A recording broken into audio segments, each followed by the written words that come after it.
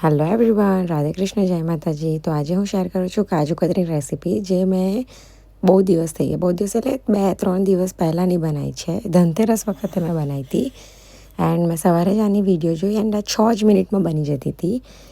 તો મેં કાજુને 3-4 કલાક માટે પલાર રાખ્યા. પલારવાનું 3-4 કલાક માટે છે, બાકી બની જાય છે 6 મિનિટમાં. બલ્કિ મારી તો 4 કે 5 જ મિનિટમાં બની ગઈ હતી, બિકોઝ મારી ક્વોન્ટિટી ઓછી હતી. એટલે મેં 2 કપ શુગર લીધી, 2 કપ કાજુ લીધા અને 1/3 કપ શુગર લીધી.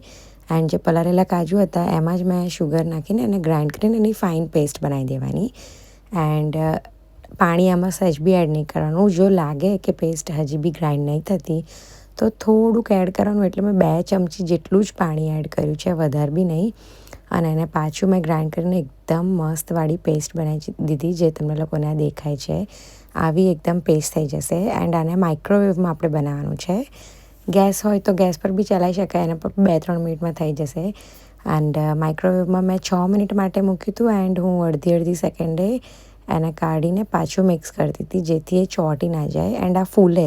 બિકોઝ ઓલરેડી કાજુ 3-4 કલાક પલળ્યા ને, તો જે મેં શરૂઆતમાં બતાવી કેવા તૂટે એવા મસ્ત એકદમ શું કહેવાય, પાણી અંદર સુધી ગતું રહ્યું અને પ્રોપર ફૂલી ગયા હોય. તો આને અડધી સેકન્ડ માટે કાઢવાના, 30 સેકન્ડ્સમાં એને કાઢીને એને પ્રોપર મિક્સ કરવાનું.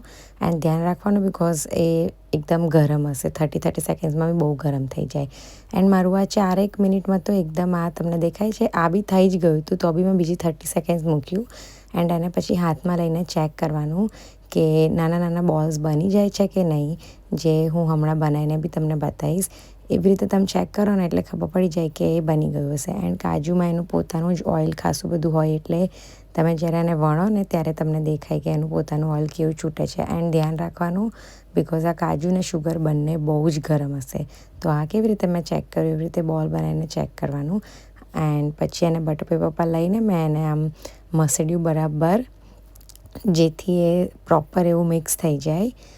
એન્ડ એના પછી મેં એને વણી લીધું. એન્ડ તમારા જોડે સિલ્વર ફોઇલ હોય તો લગાવવાનું, તો કેવું બહાર જેવી ઇફેક્ટ આવે. બાકી ના લગાવો તો બી ચાલે. એન્ડ ટ્રસ્ટ મી, તમને જો વધારે ગળી જોઈતું હોય તો તમે 1/3 જગ્યાએ 1/2 કપ શુગર બી લઈ શકો છો. પણ આ બી કન્સિસ્ટન્સી મને બરોબર લાગી એન્ડ ટેસ્ટમાં બી બહુ જ મસ્ત હતી. આ જો કેટલી ફાઇન લાગે છે. એન્ડ મારી છોકરીએ બી ખાધી એન્ડ મારા હસબન્ડનો રિવ્યૂ તમે લોકો આગળ સાંભળો.